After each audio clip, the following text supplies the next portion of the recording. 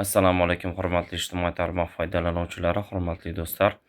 Ijtimoiy tarmoqlar orqali ko'rib turibsizlar, ustoz Abror Muxtor Ali va Rasul Kushurbayev o'rtasidagi kelishmovchiliklar va keskinliklar, bahslar bo'lib turibdi. Hozirda ijtimoiy tarmoqlar orqali ustoz Abror Muxtor Alini salkam 1 soatlik suhbatlarini birgalikda sizlar bilan ko'rib, tanishib, fikr va mulohazalarni videodan so'ng qilamiz degan umiddaman. Biz videolarni boshladik. Suhbatda Hamis Soliq bo'lsin, Kushurbayev bo'lsin, Kamoliddin Rabbimov bo'lsin, Tashanov bo'lsin, 10-15 tadan o'zini tarafdorlarini olib kelsin. Bitta safga tursin ular. O'zim yakka gaplashaman. Hammasi bilan mana shu mavzuda. Agar xato qilayotgan bo'lsam, gaplarim noto'g'ri bo'lsa, O'zbekiston qonunchiligiga zid bo'lsa, mana qo'l shallash olib qamassin meni. Roziman shunga. Lekin gaplarim to'g'ri bo'lsa, haqli bo'lsam, savol berishga haqqim bo'lsa, bu savolga ular javob bera olmasa, ular chiqib uzr so'rasin. Bu qanaqa gap? Erkakcha gapmi yo'qmi? Rasul Kushurbayev, Dayusi Akbardan safidamisiz? Savol sizga. Yana borib, meni Dayusi Akbar dedi deb yozib yurmang, uyalib qolasiz. Kamoliddin Rabbimov, sizga ham savol. Dayusi Akbarmisiz?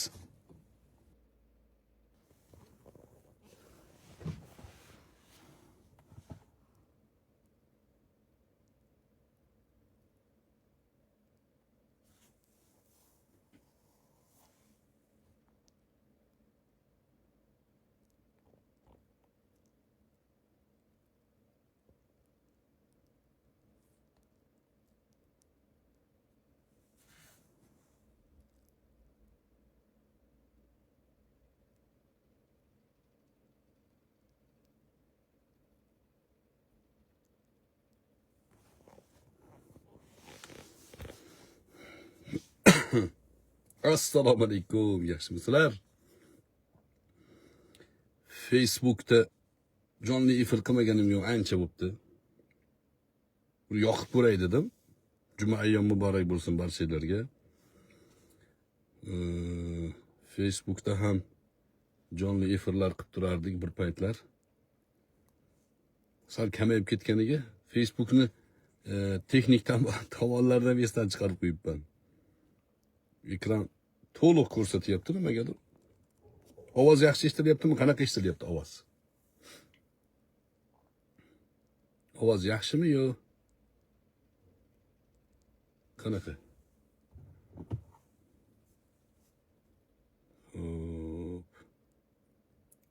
Salom berganlarga va alaykum assalom rahmatullohi va barakatuh. Qanaqa ketyapti? Ya, istoriyaga ham ketibdi bu.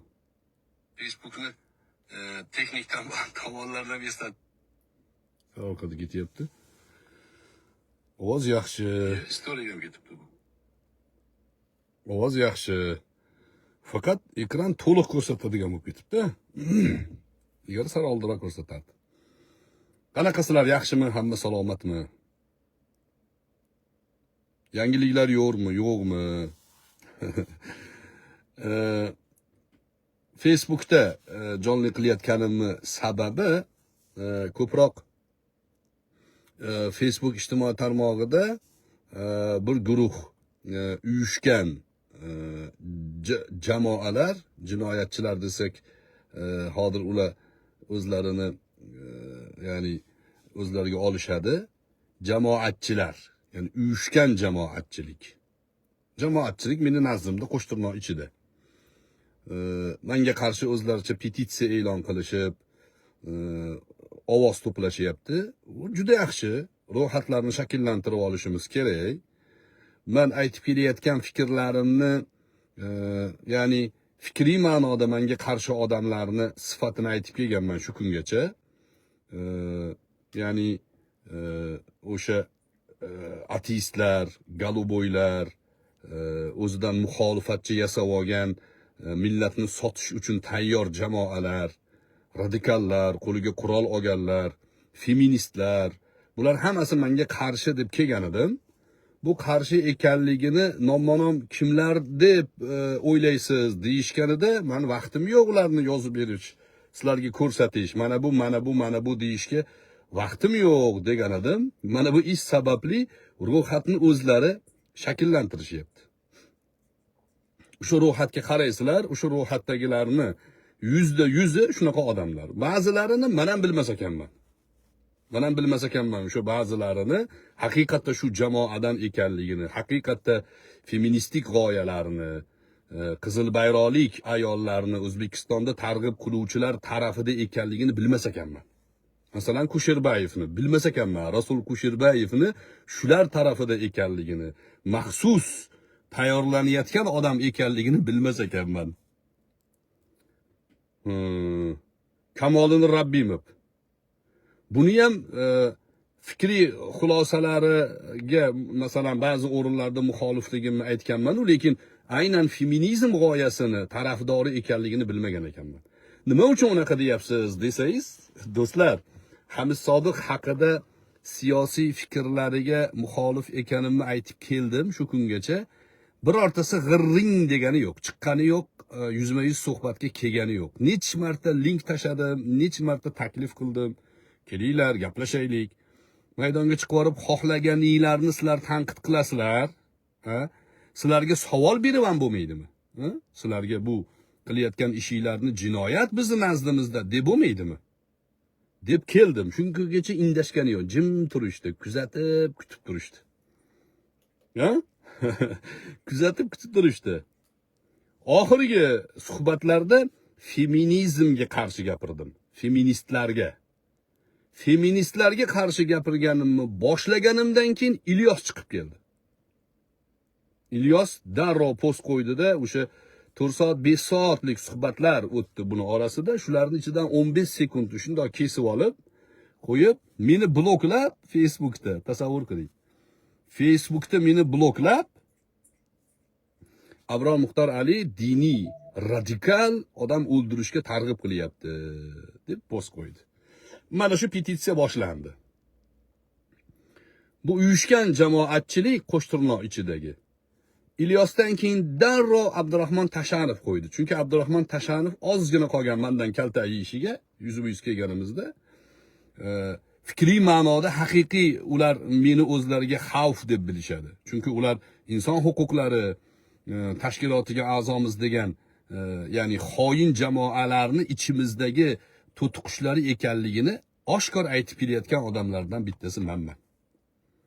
Oshkor aytayapman. Bu o'sha Amerika kongressida bu gaplar oshkor aytildi. Inson huquqlari nomi bilan faoliyat yuritayotgan tashkilotning hammasida xoinlar ishlaydi. Amerikaga xizmat qiladi, Amerikaning manfaatlariga, Angliyaning manfaatlariga xizmat qiladi. Yuzma-yuz suhbatga kelganlari bor. 2 ta, 3 ta, balki 4 ta bola keldi. O'sha YouTube'da qo'ygan videolarda ko'rishingiz mumkin. Birortasida suhbat saviyasi yo'q. Mavzuni tahlil qila olish yo'q. Hamid Sodiqning jumlalarini tushungan odam yo'q. O'sha gapni gapirib yurishibdi, bo'ldi. Hamid Sodiq zo'r, siz unga qarshi gapiryapsiz. Yo'q, men unga shaxsiga qarshi gapirmayapman. Savollarim bor meni. Nimaga feminizmni qo'llab-quvvatlaydi? Nimaga feminizm sifatli harakat to'xtamanglar deyapti? Nimaga feminizmga muslima qizlar ham qo'shilish kerak deyapti? Nimaga? Savolga javob yo'q. Bilishimcha Hamid Sodiq mana shu masalalarda uni nomidan, uni himoya qilib kelgan odamlardan ranjigan. Menga yetib kelgan xabarga ko'ra, menga shunaqa deb kishi shunaqa dedi. Meni nomimdan gapiryaptigan odamlarga men mas'ul emasman dedi deyapti. Xo'p, endi jurnalistik etika qanaqa bo'ladi? Jurnalistik etika bir suhbatni oxiriga yetadi. Nima ma'noda aytilgan, nima maqsadda aytilganligini oxiriga yetadi. O'shani yetgandan keyin xulosa qilib aytadiki, meni surishtirishimga ko'ra bu masala mana shu deydi. Kamoliddin Rabbimov aytayaptiki, Abrom Muxtor Ali deyapti, xotinlarni urushga targ'ib qilgan bir paytlar. Uni javobini berganmiz-ku. Xotinlarni urushga qarshi islom e'tiqodi tushunchasi bo'yicha qancha gapirganmiz. Xotinlarni ya'ni eri qattiqroq turishligini xotin kishi yaxshi ko'radi degan jumlani sarkazm qilib gapirgan edik. Ha, xotin erini sal qattiq qo'lligini yaxshi ko'radi.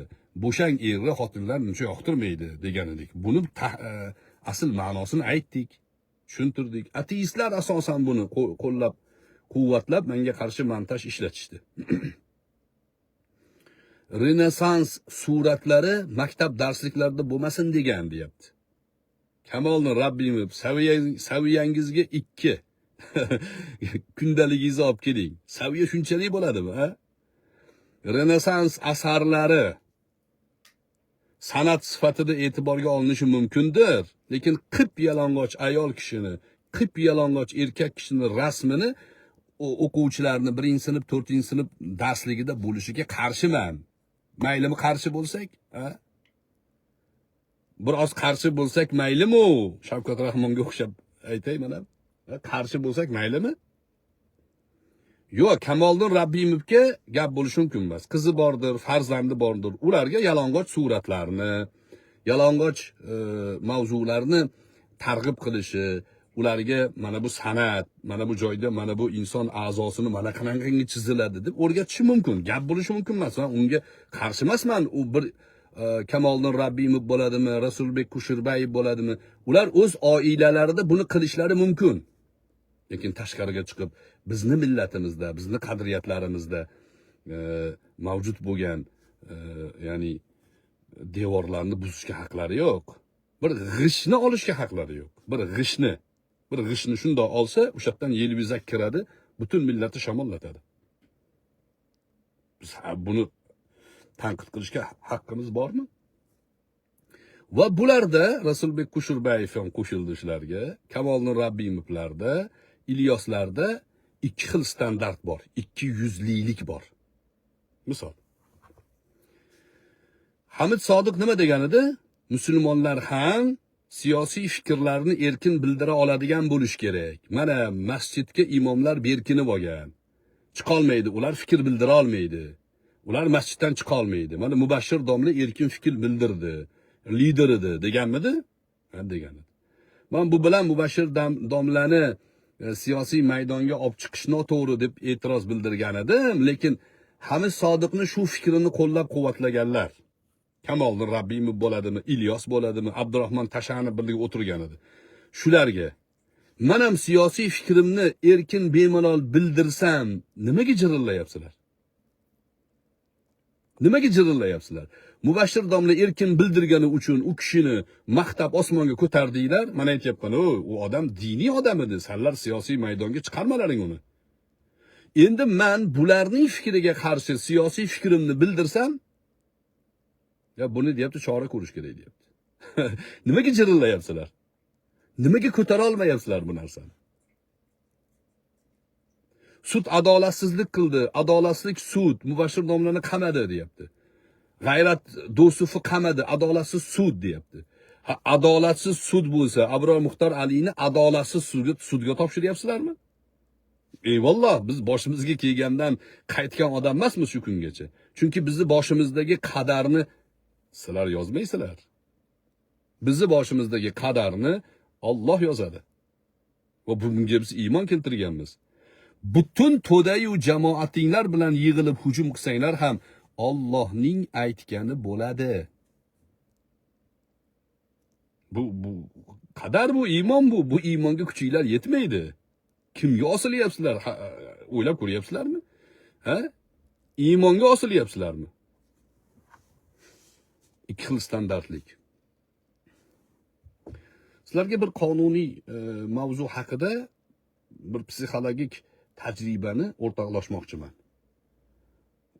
Meni yuqoridagi mavzularim to'g'risida menga Daryo Uzdan bir jurnalist aloqaga chiqdi.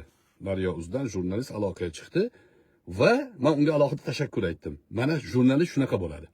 Jurnalist siz haqingizda shunaqa deganligingiz to'g'risida suhbat tarqayapti. Shuni qaysi ma'noda yoki nima uchun aytdingiz? Savol beryapti menga. Jurnalist qanaqa bo'lish kerak? Jurnalist shunaqa bo'lish kerak. Daryo Uzga, ya'ni mana shunaqangi jurnalistlar borligi uchun tashakkur aytdim men. Tashakkur qoyil. Jurnalist shunaqa bo'ladi. Ilyosga o'xshab meni bloklab qo'yib, izohlarida unga savol bergan odamlarni bloklab qo'yib, Abror radikal degan gapni tarqatishi bu xolislik emas. Mana shu jinoyat shu. O'zbekiston hukumatiga bir murojaat ham qilmoqchiman men. Qaysi ma'noda blogerlik, jurnalistlik masalasini ham litsenziyalashlik kerak. Vaqti keldi. Xohlagan odam xohlaganini gapirib, xohlagan odamni gapini xohlagan ma'noga burib, ya'ni uni yomonotlik qilib millatga sazoyi qildirishlik javobgarlikka tortilish kerak. Bir ayol kishi rus tilida gapirsa, mana o'zbek tilida gapirish kerak edi, rus tilida gapirdi deb provokatsiya qildi bir paytlar Ilyos. Chet eldan kelganda ham o'zbekcha gapirtiradi bu. Ya'ni provokatsiya, shunaqa provokatsiya qilsa bo'ldi. Farruh Abdusattorov degan bola bor. Jurnalist, hozir Kun.uzda jurnalistmi qayerdadir yuribdi. U ham men haqimda har xil gaplarni yozyapti. O'sha Farruh Abdusattorovning familiyasini adashgan bo'lsam, to'g'rilab olasizlar. Farruh qaysidir universitetda talaba edi.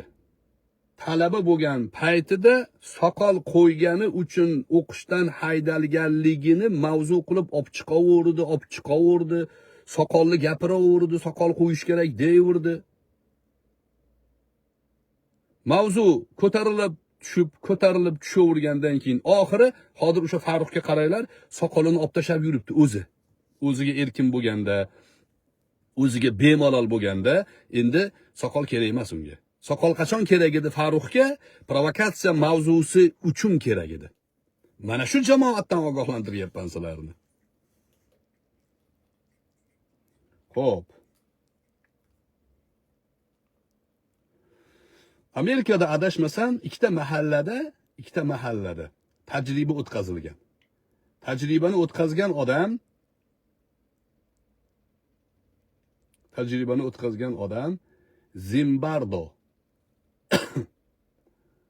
Zimbardo degan odam tajriba o'tkazgan.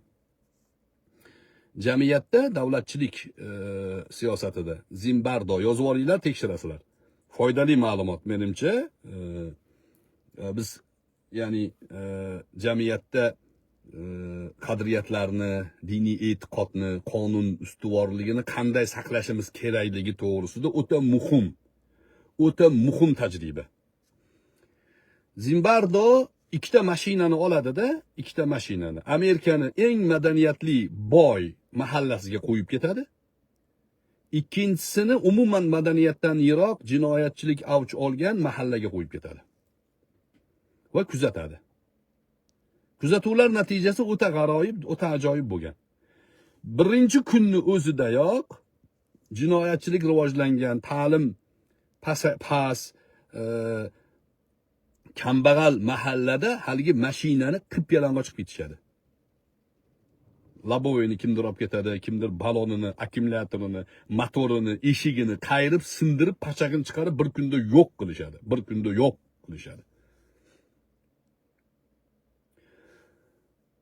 Bu boylar mahallasida u mashinaga hech kim qo'lini tegizmaydi. Hattoki uni oldida kapotini ochib qo'yib ketgan, kamera qo'yib qo'ygan, kapotni yopib ketishadi. Go'yo mashinaga rahmlari kelgandek. 3 kun o'tadi, 4 kun o'tadi, 1 hafta o'tadi, mashinaga hech kim tegmaydi boylarning mahallasida. Shunda tajriba qilayotgan olim, psixolog olim bu. Qo'liga bir boltani oladida, mahallani o'rtasiga kelib, haligi mashinani derazasini sindiradi. Bit turib sindiradi derazani. Sindirib ketgandan keyin kuzatib turadi. Bir kostyum shim kiygan, yaxshi solidniy odam kelib, endi u labovoyi sindiradi. Narginisi kelib eshikni sindiradi. Bir kunda mashinadan asar qolmaydi. Yana shunga o'xshagan tajribalardan singan oyina tajribasi bor psixologiyada. O'qinglar, o'rganinglar, ko'ringlar. Nima uchun keltiryapman buni? Singan oyina. Bir bino bor, binoni hamma oynalari butun, hech kim tegmaydi unga. Agar siz bitta oynani sindirib qo'ying, ertaga hamma oynasini sindirishadi. O'tda oyna qo'yishmaydi.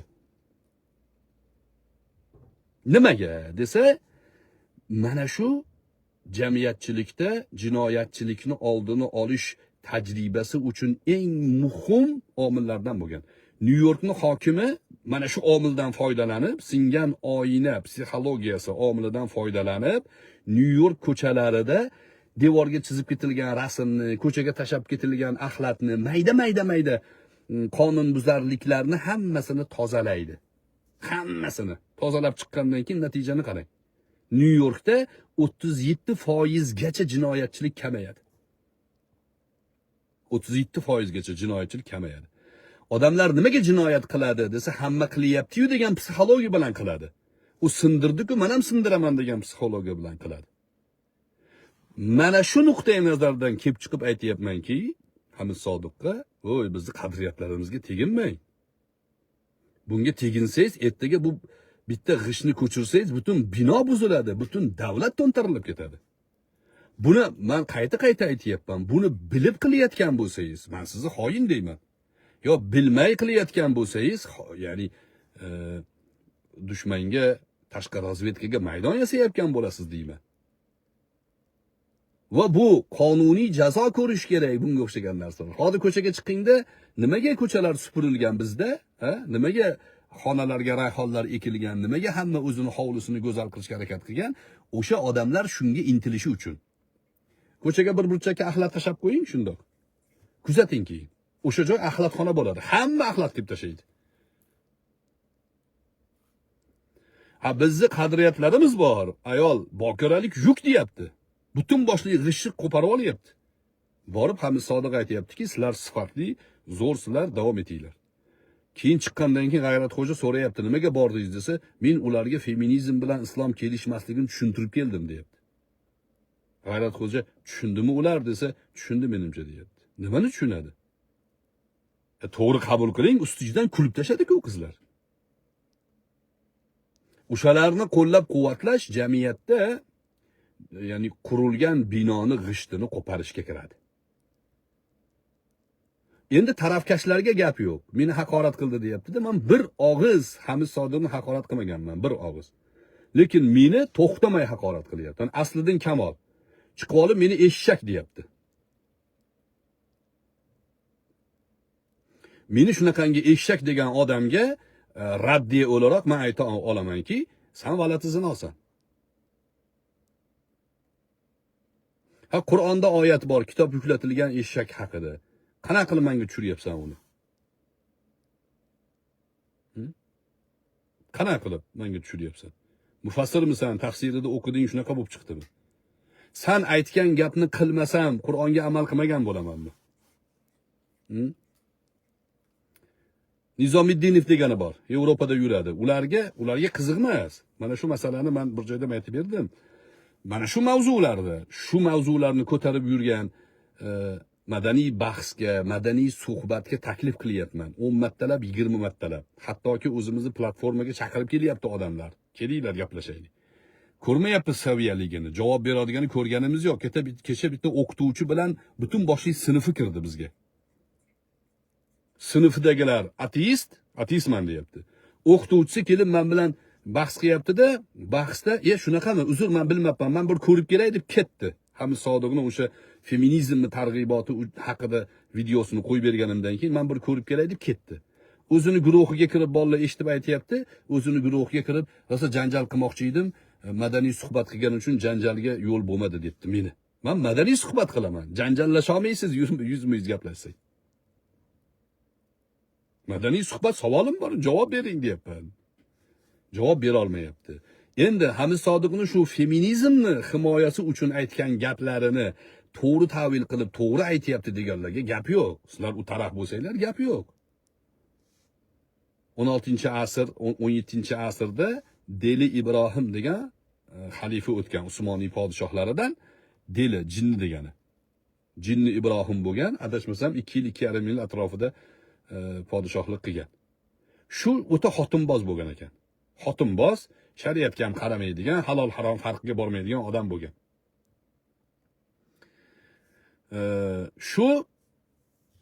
Bu Sivasni hokimi Varvar Ali Poshaga buyruq jo'natadi.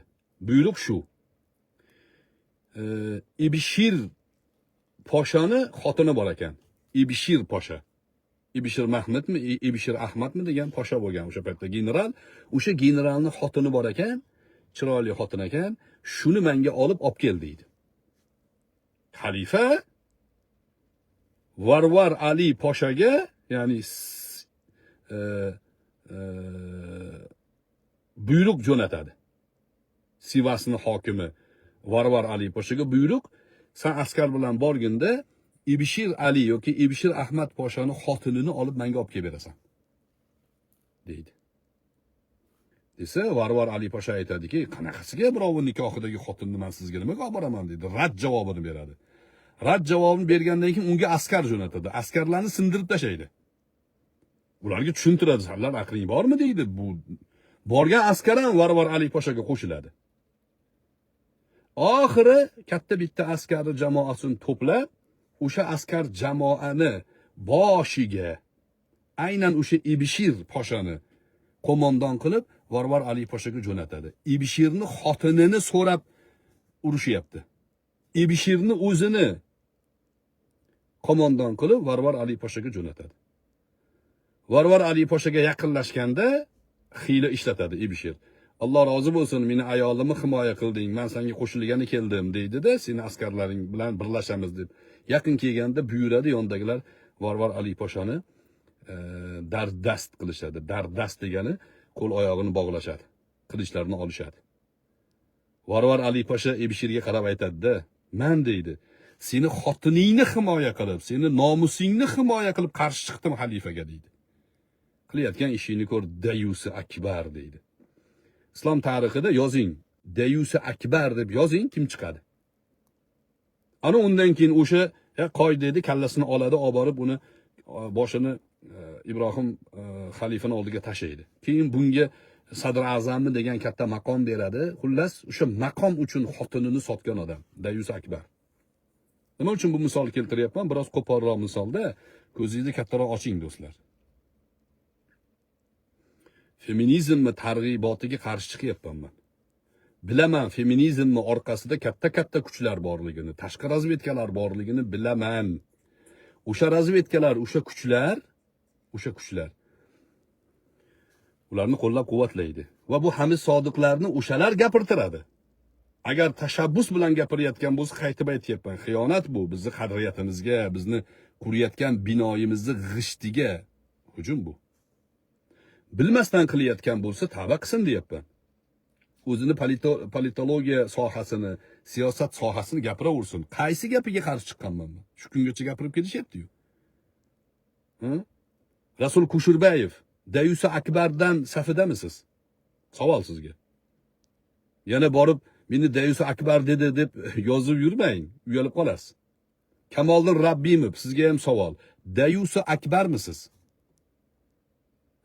Sizni ayolingizni, qizingizni himoyasi uchun gapiryapman. Yo, menga himoya qilma desiz, o'zingiz bilasiz, bo'ldi. Men milliy qadriyatga asoslangan O'zbekiston davlatchiligini qo'llab-quvvatlab gapiryapman. O'ldirish kerak degan narsani qayerdan chiqarib oldinglar? Kim aytadi Abror Muxtor Ali bir kishini hadisga ko'ra o'ldirishga fatvo beradi deb? Qaysi aql bilan buni tahlil qilyapsizlar? Bu ma'noni qanday chiqaryapsizlar? Masalan, Jasmin Galuboy qadim zamonlarda uni Xivada qoziqqa o'tkazilgan. Qoziqqa o'tkazgan Xiva xoni. Endi yozasizlarmi ustimdan? U Jasminni qoziqqa o'tkazish bilan tahdid qildi deb. Yozasizlarmi? Bemalol.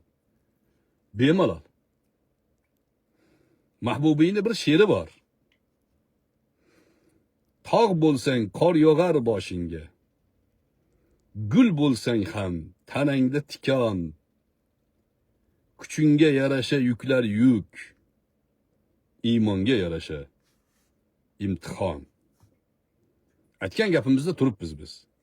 Qadimda mana shu Hamid Sodiq targ'ibot qilayotgan millatni fikrlarini, ya'ni milliy qadriyatlarini buzilishiga sabab bo'ladigan gaplarni aytganlarga qattiq jazolar berilgan, hatto qatl qilingan. Qadimda ya'ni. Bugun qonuniy chora ko'rish kerak degan gap bor bu yerda. Bugungi qonuniy chora ko'rish kerak. Soqol propaganda quroli bo'ldi. Farruh Abdusattorov soqolni propaganda quroli qildi. Ishlamagandan keyin bo'ldi, qo'yaver soqol deysa, ko'chaga chiqib olib tashlab soqolini o'zi. Rasul Kusherbayevga qoyil qolmadim lekin. Demak, bilinglarki do'stlar, xohlagan paytda O'zbekiston milliy qadriyatlarini sotishi mumkin bo'lgan odamlarning ro'yxati shakllantirilyapti. Ro'yxatga qarab bilib olaveringlar. Siz ham qo'shilgan bo'lsangiz, sodda bo'lib, safingizni tayin qilib oling. Bemalol. Kuchingga yarasha yuklar yuk, iymonga yarasha imtihon. To'dalanib kellaring, dinozavrlaringni olib kellaring dedim-u, mana. To'dalanib kelishyapti. Yana qiziqligi, shuncha suhbatni indamasdan o'tkazib, shu jumlani topib olib, ana odam o'ldirishga targ'ib qilyapti deydi. Ey maşallah. Kecha aytib berdim bittasiga, o'lganing tuzuk desam, o'zini olib borib o'rdaga tashapti suvga. Milliy gvardiya qutqarib olsa, ariza yozibdi. Abro Muxtor Ali meni o'zing o'ldir deb tashviq qildi, targ'ib qildi deb yozibdi ustimda. Tarixda qoladigan narsalar bular. Tarixda qoladigan arizalar.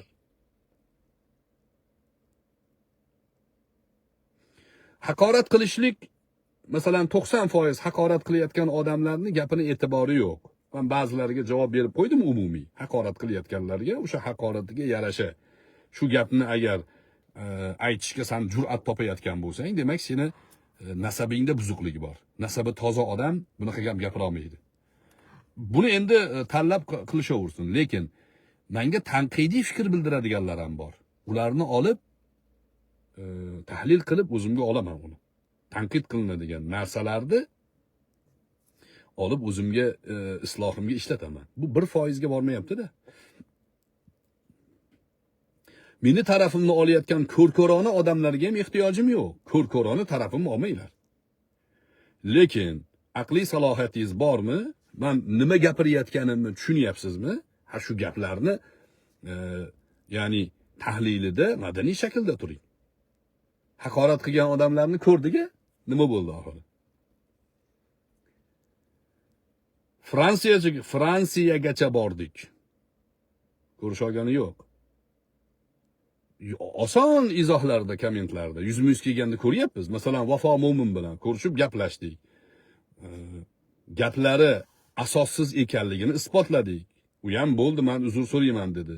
Bo'ldi, to'xtatdikmi? Ha? Ko'rishib gaplashgandan keyin to'xtatdikmi? Ha, to'xtatdik. Lekin adovat qoldimi? Vafo Mo'minda qolgan. Ko'raman, sezaman, bilaman.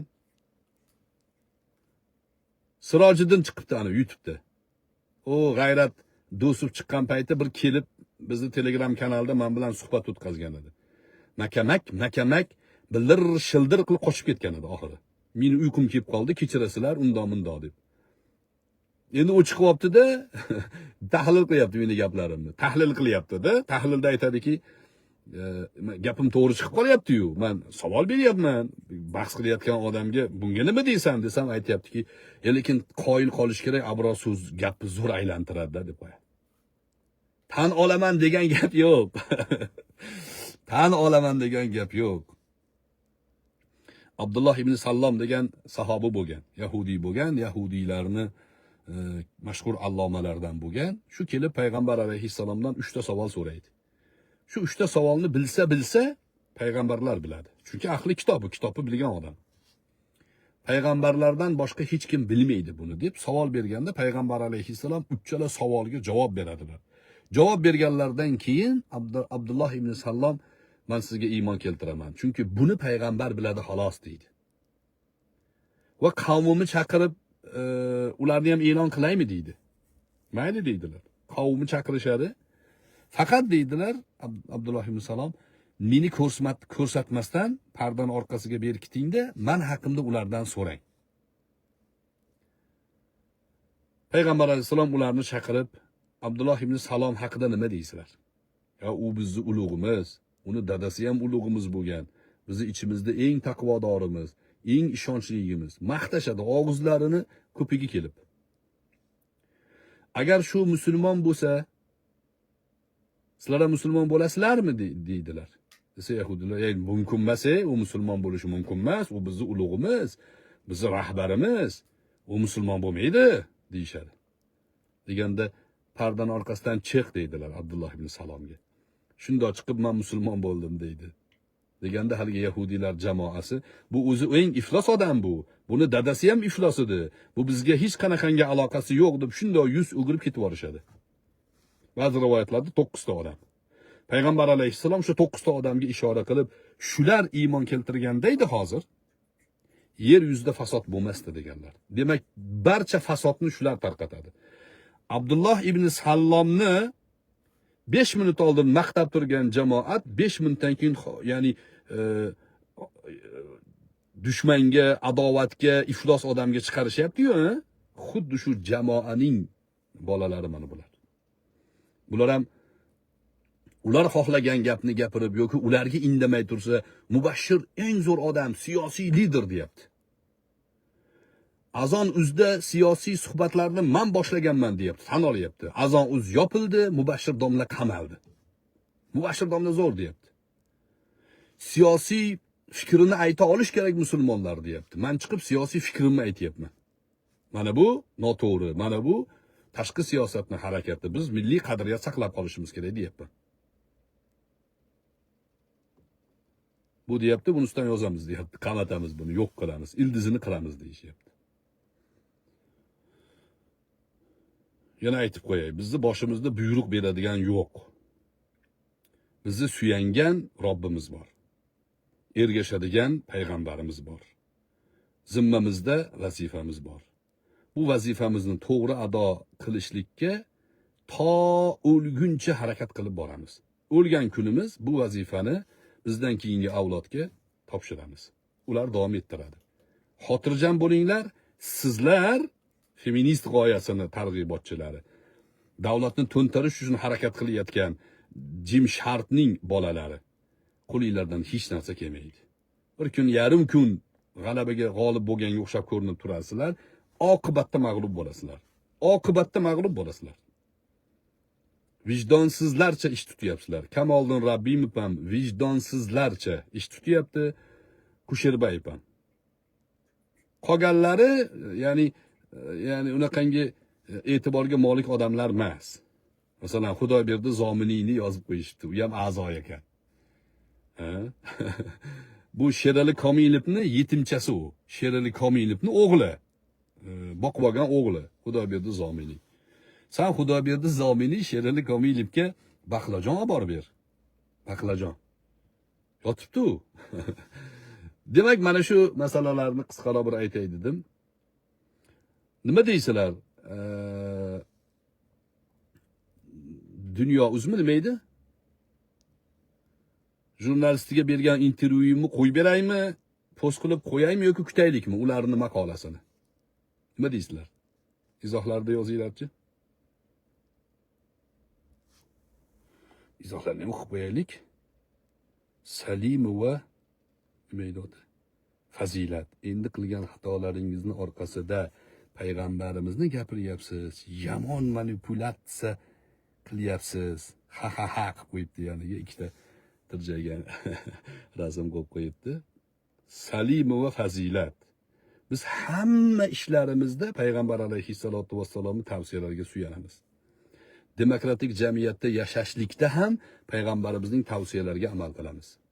Qonun ustuvor bo'lish kerak deymiz.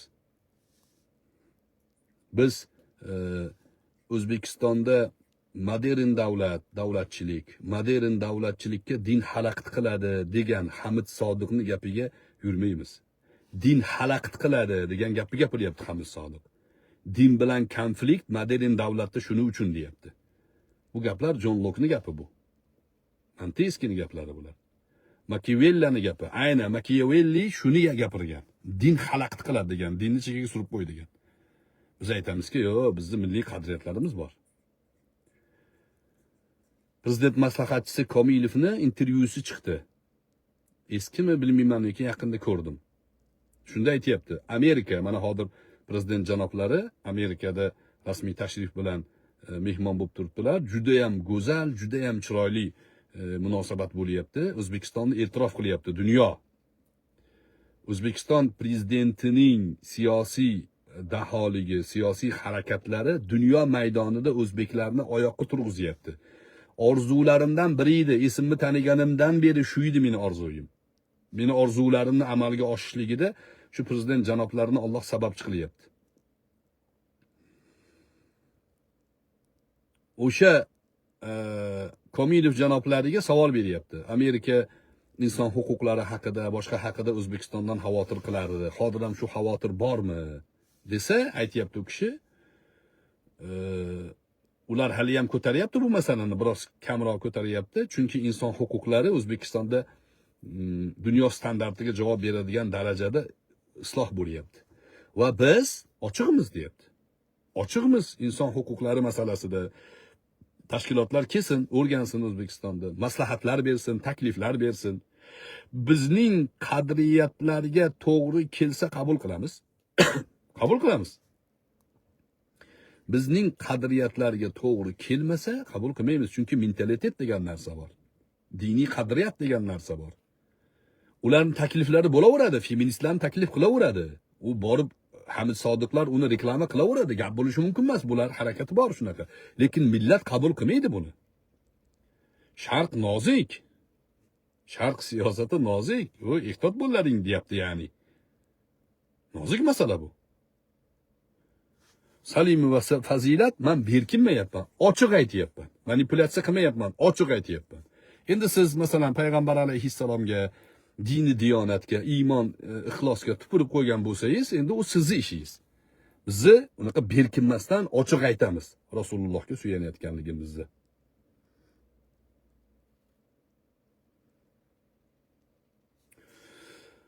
Hamid Sodiq men bilan ko'rishmoqchi edi. Mendagi xabarlarga ko'ra, endi mana bu Kamoliddin Rabbiyevlar, Rasul Kusherbayevlar, sizlar ham mening meshinimga tushdinglar. Men tinch qo'ymayman. Agar shu millatga, xalqqa shunaqangi xiyonat ishlarida jam bo'lar ekansizlar, sizlarga qarshi gapirishda davom etamiz. Sizlar haqingizda men gapirmagandim shu kungacha. Men Rasul Kusherbayevdan kutmagan edim. U sal madaniyatli, sal ziyoli odam deb o'ylagan edim. Bir paytlar aytgan edim, bizda ziyolilik potensiali juda past. Shu Rasul Kusherbayevlarda biroz ziyolilik bor deb o'ylagan edim. Ziyoli odam ikkinchi tarafni eshitadi. Qo'pol bir misol bor, Rasul Kusherbayev. Sizni xotiningiz kimnidir oldiga borib, meni Rasul taloq qo'ydi desa, taloq tushibdi deb xotiningiz bilan kimdir nikohlanib olsa, nima qilasiz? Aytasizmi, "O, mendan so'ramaysanmi mendan? Men taloq qo'ymaganman" deysizmi? Deysiz.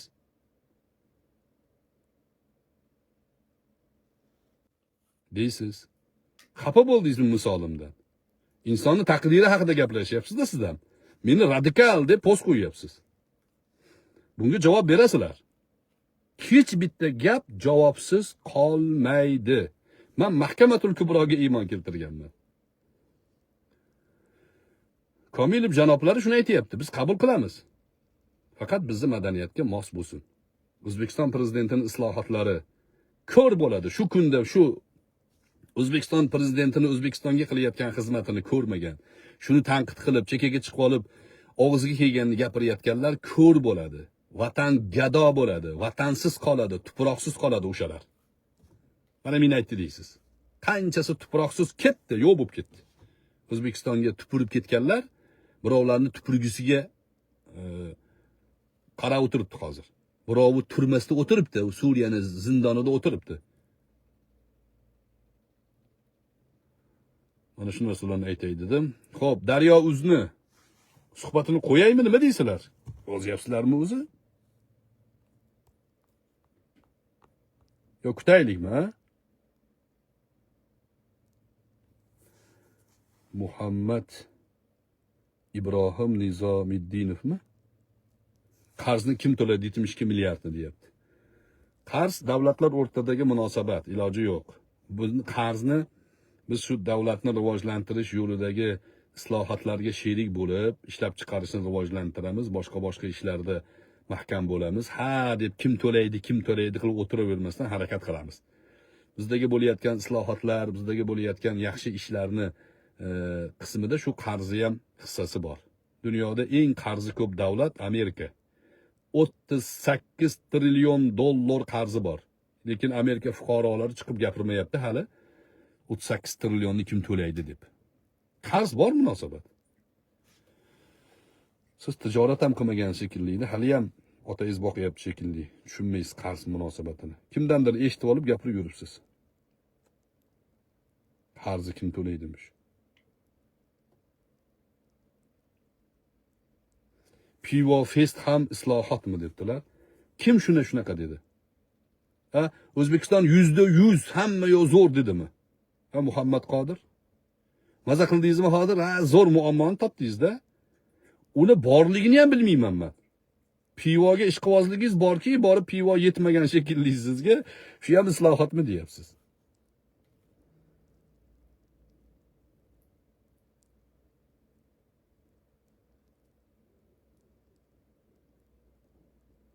Qo'ying deyishyapti. Eshitamiz deyishyapti. Qo'ying. Kutaylik deyaptilar. Kutaylik. O'zi men Daryo o'zini menga chiqib turib shu fikrni ikkinchi tarafni eshitaylik deganiga alohida tashakkur aytdim. Bor, xolis jurnalistlar bor. Ilyos Safarovga o'xshagan bunaqangi noxolislar tiqilib yotibdi, xolislari ham bor. Bor xolislari ham. Ko'raylik, ular yozma chiqarsa, men ovozligini nasib bo'lsa qo'yaman. Nima uchun yozib oldim deb aytdim o'zlariga ham. Montaj qilishlari mumkin deb o'yladim. Lekin mendan so'rab samimiy savol-javob qilgani uchun xursand bo'ldim. Demak, yaxshi. Bor bizda yaxshi odamlar ham. Kutamiz, qo'ying. Qo'ying ko'raylik deyaptilar. Daryo uzdan qo'ying. Daryo uz qo'ygandan keyin qo'yamiz. O'tda umumiy xulosa shu aytganman. Men har doim debatga chaqirib keldim ularni. Ular suhbat qilishlikdan qochish uchun meni haqorat qiladi. Tengingizmi u, ko'rishmang u bilan degan o'sha Nizomiydinovga o'xshagan g'alati sifat mahluqchalarni gapi bilan yurishibdi. Aytyapmanki, "Hoy, suhbatda Hamis Sodiq bo'lsin, Kusherbayev bo'lsin, Kamoliddin Rabbiymi bo'lsin, Tashanov bo'lsin, 10-15 tadan o'zini tarafdorlarini ham olib kelsin. Bitta safga tursin ular. O'zim yakka gaplashaman. Hammasi bilan mana shu mavzuda.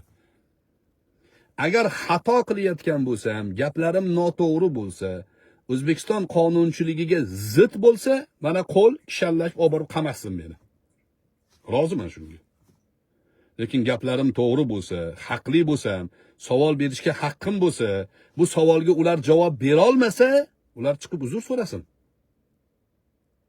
Bu qanaqa gap? Erkakcha gapmi yo'qmi? Endi musulmoncha gapmi deb so'rashga ularda men o'ylanib qoldim. Ba'zilari tupurib qo'ygan musulmonchilikka. Payg'ambar alayhissalomda shunaqa hadis bor. Demak, bunaqa jinoyatchilarga shunaqa keskin muomala qilingan demak.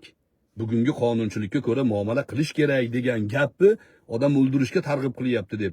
Hadisni ham noto'g'ri talqin qilayotganlar islomga menimcha unaqa ahamiyati yo'q. Islom ularga kerak emas ularga. Endi erkakcha aytyapmanmi yo'qmi? Yoki O'zbekiston fuqarosini demokratik so'z erkinligi huquqidan foydalanib savol berishga haqqim bormi yo'qmi? Tursin, bir guruh bo'lib tursin. Sizlarga aytib qo'yay, birortasi yuzma-yuz suhbatlashga kela olmaydi. Hamis Sodiq menimcha suhbatlashmoqchi edi men bilan, uni ham aynitishadi. Endi aqli hushi joyida o'zini hur, erkin fikri bo'lsa kelib suhbatlashadi. Yo erkin fikrim yo'q desa, ana ularni propagandasiga o'ynaydi.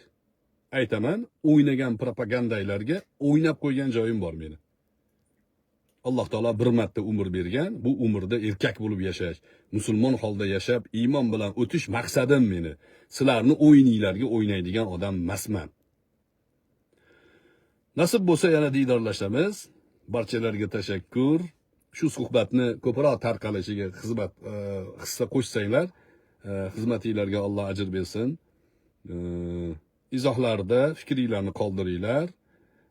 Xato nuqson mana shu suhbatlarimda kimnidir shaxsiyatiga tegingan bo'lsam, oldindan uzr so'rayman, lekin u fikrga nisbatan bergan fikrlarimni tahlil qilinishi kerak deb o'ylayman. Barchalarga tashakkur. Assalomu alaykum va rahmatullohi va barakatuh. Mana hurmatli ijtimoiy tarmoq foydalanuvchilari, hurmatli do'stlar, albatta bu bahslar, bu kelishmovchiliklar, bu e'tirozlar albatta o'z o'rniga tushib, hamma narsa o'z yechimini topadi degan umiddamiz. Bilasizlar, ustoz Abror Muxtor Ali jamiyat va millat uchun jon kuydirib qayg'uradigan insonlardan biri hisoblanadi va undan tashqari Rasul Kusherbayev ham judayam ko'plagan O'zbekiston xalqi ichida o'zini obro'sini topgan va judayam ko'pchilikni mehrini qozongan insonlardan hisoblanishadi. Albatta bu ikki inson ham vatanimiz, millatimiz uchun kerakli inson deb bilamiz va undan tashqari bu bo'layotgan fikriy qarashlar va undan tashqari mana shu tushunmovchiliklar o'z yechimini topadi degan umiddamiz. E'tiboringiz uchun rahmat. Kelgusi videolarda ko'rishguncha sog' va salomat bo'ling.